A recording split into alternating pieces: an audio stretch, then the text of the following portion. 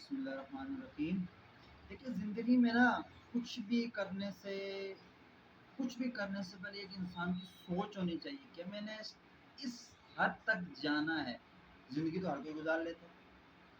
یہ زندگی تھوڑی ہے کہ ہر کوئی گزار لیتا ہے، ہم نے بھی گزار لیا، ہم نے بھی جانا ہے. نہیں، زندگی میں کچھ ایسا کرو، زندگی میں کچھ بھی ایسا کر لو کہ تمہارے آنے والی زندگی اور تمہارے جانے والی زندگی کی میں نا بہت فرق دکھے، تاکہ لوگ بتائیں کہ بندہ گیا تو کچھ کر کے گیا ہے. دیکھیے پول کے دونوں طرف صرف کھیلنے سے فائدہ نہیں ہے. فائدہ جب ہوگا جب آپ گول کرو گے.